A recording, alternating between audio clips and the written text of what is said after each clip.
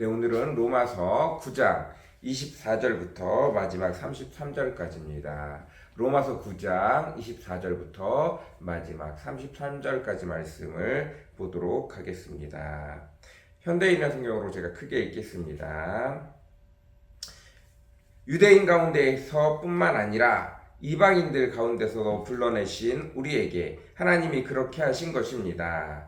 그것은 하나님께서 호세아의 예언에서 이렇게 말씀하신 것과 같습니다. 내가 내 백성 아닌 사람들을 내 백성이라고 부르고 내가 사랑하지 않는 자를 나의 사랑하는 자라고 부를 것이다. 너희는 내 백성이 아니다 라고 한 바로 그곳에서 너희가 살아계신 하나님의 자녀라는 말을 듣게 될 것이다. 그리고 이사야에서도 이스라엘에 대하여 이렇게 외쳤습니다. 이스라엘 백성의 수가 바다의 모래알처럼 많을지라도 남은 사람만 구원받을 것이다. 주께서 말씀하신 것을 이 땅에서 철저하게 속히 이루실 것이다. 또 이사야는 이렇게 예언하였습니다. 만일 전능하신 하나님이 우리에게 씨를 남겨두지 않으셨더라면 우리는 소돔과 고모라처럼 되었을 것이다. 그렇다면 우리가 무슨 말을 해야 되겠습니까? 하나님을 찾지 않던 이방인들은 믿음으로 의롭다는 인정을 받았는데 율법을 지키려고 애쓰던 이스라엘은 그 인정을 받지 못하였습니다. 왜 그렇습니까? 그들은 믿음이 아닌 행위로 그것을 추구하다가 장애물에 걸려 넘어진 것입니다. 이것은 성경에 보라, 내가 걸려 넘어지게 하는 돌과 바위를 시온에 둔다. 그러나 그를 믿는 사람은 부끄러움을 당하지 않을 것이다. 라고 쓰인 말씀과 같습니다. 아멘. 오늘은 로마서 9장 24절부터 33절까지 말씀입니다.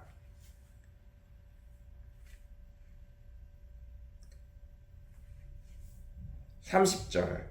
그렇다면 우리가 무슨 말을 해야 되겠습니까? 하나님을 찾지 않던 이방인들은 믿음으로 의롭다는 인정을 받았는데, 하나님을 찾지 않던 이방인들이 믿음으로 의롭다 인정을 받았습니다. 근데 그것이 구약 성경에 기록이 되어져 있습니다.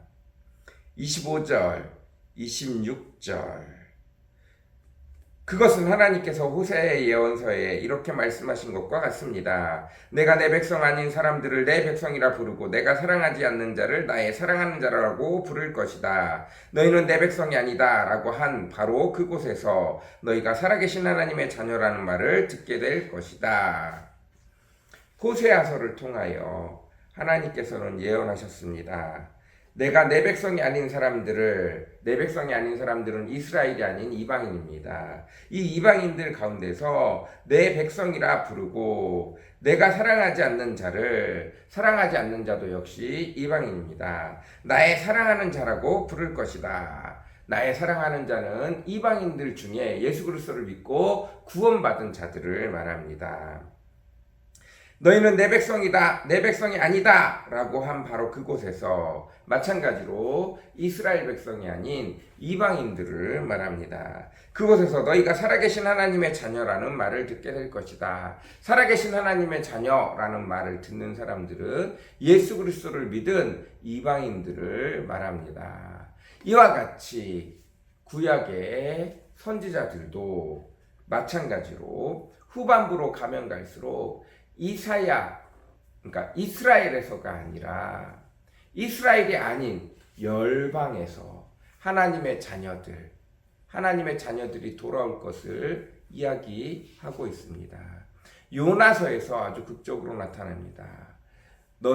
요나서에서 요나 선지자는 하나님 어찌하여 우리의 적인 하나님의 심판의 대상인 이방인들을 죽이시지 않고 그들을 다시 살리십니까? 그들은 너무나 많은 죄를 지었습니다. 그때 여호와 하나님께서 말씀하십니다.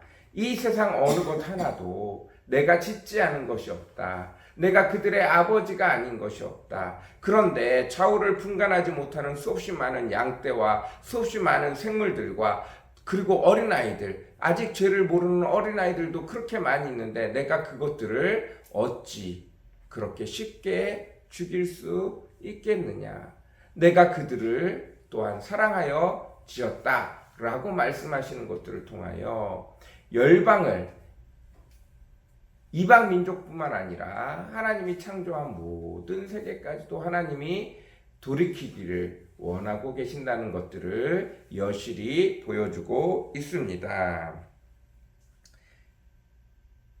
31절 율법을 지키려고 애쓰던 이스라엘은 그 인정을 받지 못하였습니다.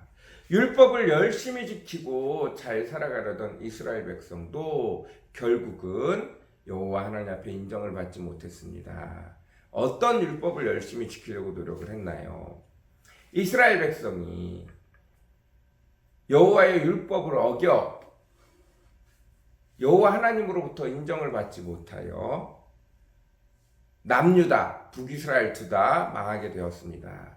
그리고 느헤미야가 드디어 느헤미야 때에 대해서 드디어 성전이 다시 완공되고 성벽이 완공이 되어졌습니다. 그때 느헤미야와 이스라엘 백성들이 한 것은 우리가 여호와의 성전을 짓기 뿐만 아니라 우리 가운데서 다시 율법을 지키자. 그리하여서 고리대금도 끊고 서로에게 나쁜 짓을 하는 사람들도 다 혼을 내고 끊었습니다. 뿐만 아니라 이방인들, 그러니까 이스라엘 가운데서 져서 이스라엘이 이방 민족들에게 져서 이스라엘 민족들 많은 자들이 끌려 이방인의 땅에 가게 되어졌고 그 이방인의 땅에서 그냥 산 것이 아니라 이방 민족들과 섞어서 혼인을 하게 되어졌습니다. 그 섞어서 혼인한 사람들 중에 많은 자들이 느헤미야와 함께 이스라엘의 남은 자로 다시금 돌아오게 되어졌습니다. 그리고 성전을 세우고 성벽을 쌓았습니다. 그럼에도 불구하고 그들이 우리가 율법을 지키지 못하였기 때문에 망하였다라고 말하면서 이방인 민족과 결혼하여 이방인 민족 가운데 살다가 이스라엘의 하나님 여호와 하나님을 믿어야겠다라는 말로 돌아와서 성전과 성벽을 세운 다음에 그 이방인들의 부인들, 이방인들에게서 낳은 자녀들을 끔찍하게도 그들 가정에서 몰아내었습니다. 율법을 지킨다는 이유에서였습니다. 그러나 그 일이 지나고 나서 400년 동안 이스라엘에 암흑기가 찾아왔습니다. 그들은 자신들의 가정을 깨면서까지 율법을 지키려고 노력했지만 율법이 오히려 그들의 걸림돌이 되어진 것입니다. 32절 27절, 28절, 29절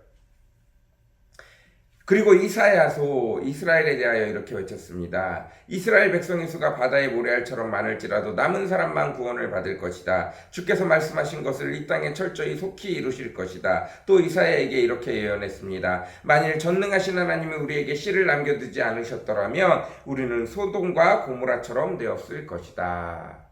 이스라엘이 율법을 지켜서 남은 자가 생긴 것이 아니라 여호와 하나님이 자비와 은혜와 긍휼을 베푸셔서 남은 자가 생겨났다는 것입니다. 그리고 그들이 다시금 이스라엘에 돌아왔다는 거예요. 그들이 뭘 잘해서가 아니라 그들이 율법을 철저하게 지켜서가 아니라 하나님이 은혜를 베푸셔서 그들이 심판받을 것에서 남은 자가 생겨났다는 거예요. 그럼에도 불구하고 그들은 율법에 매여 있었던 것입니다. 32절 왜 그렇습니까? 그들은 믿음이 아닌 행위로 그것을 추구하다가 장애물에 걸려 넘어진 것입니다. 그들은 끝까지 율법을 지키려고 해서 지금도 여전히 이스라엘 백성들은 믿음보다 율법이 앞서기에 망하는 길에 들어가고 넘어지는 길에 들어간다고 사도 바울이 정확히 이야기하고 있는 것입니다. 기억하십시오. 하나님의 은혜, 하나님의 사랑, 나를 향한 사랑이 때를 따라 환경에 따라 여건에 따라 우리 생활을 규범짓는 규범으로 바뀌어져 갈 수 있습니다. 그러나 십자가의 사랑이, 십자가의 은혜가 그 무엇보다 중요합니다. 그것으로 인하여 우리가 어떻게 여호와 하나님을 섬겨갈 것인가, 어떻게 여호와 하나님을 따라 살아갈 것인가, 어떻게 하는 것이 여호와의 하나님의 사랑에 부응하여 살아가는 것인가를 따라 살아갈 때 우리 스스로 율법을 만들 수 있고 규례를 만들 수 있습니다. 그러나 그것은 항상 하나님의 사랑에 의해서 수정되어질 수 있고 십자가의 은혜에 대해서 변화되어질 수 있는 것입니다. 그것이 진리가 아니라 예수 그리스도의 십자가의 은혜와 사랑, 그리고 주 너의 하나님을 사랑하라, 내 이웃을 내 몸과 같이 사랑하라 하신 주의 말씀이 우리의 가장 근본이 되는 진리라는 것을 기억해야 합니다. 그것이 다른 규례와 율법들을 만들어 나가는 것이고, 그 규례와 율법은 하나님의 사랑, 십자가의 사랑에서 다 수정되어질 수 있다는 것들을 늘 기억해야 합니다. 내가 한번 정한 율법이, 내가 한번 담배 피지 말자, 그리스도인이니까 술 먹지 말자 정한 그것이 모든 사람에게 율례와 규례가 되는 것이 아니라 하나님의 사랑, 십자가에서 나를 구원하신 하나님의 은혜가 모든 사람 앞에 가장 기본이 되어지고, 그것을 어떻게 지킬 것인가, 어떻게 하나님을 사랑할 것인가가 각자의 표현으로 율례와 규례가 되어진다는 사실을 기억하십시오. 그 율례와 규례는 아무 힘이 없습니다. 그저 내가 하나님을 사랑하는 표현에 불과합니다. 그것으로 인하여 다른 사람을 넘어뜨릴 필요가 없습니다. 그것으로 인하여 내가 넘어질 이유가 없습니다. 기도하겠습니다. 사랑과 은혜가 풍성하시고 거룩하신 주님, 모든 만물을 창조하신 아버지 하나님, 그 아버지 하나님이 그 어느 것 하나도 생명을 잃는 것을, 지옥에 가는 것을 안타까이 여기시고 그 누구보다 눈물 흘리시는 분이심을 기억합니다. 아버지 하나님, 우리를 불쌍히 여겨 주시옵소서. 우리를 불쌍히 여겨 주시옵소서. 그 사실을 깨달아 하는 저희들 되어지기를 원합니다. 이스라엘이 아버지 하나님, 하나님의 심판에 넘겨졌을 그때에도 그들이 율법을 잘 지켜서 그들이 의를 행하여서 아버지 그들이 남겨진 자로 돌아온 것이 아니라 하나님의 은혜가 있었기에, 하나님의 긍휼하심이 있었기에, 하나님의 자비하심이 있었기에 그들이 돌아온 것이라는 사실을 다시 깨달을 수 있는 저희들 되어지기를 원합니다. 아버지 하나님, 불쌍히 여겨 주시옵소서. 아버지 하나님, 불쌍히 여겨 주시옵소서. 우리가 하나님을 끝까지 하나님의 은혜에 감사하고 찬양하며 경배할 수밖에 없는 존재들입니다.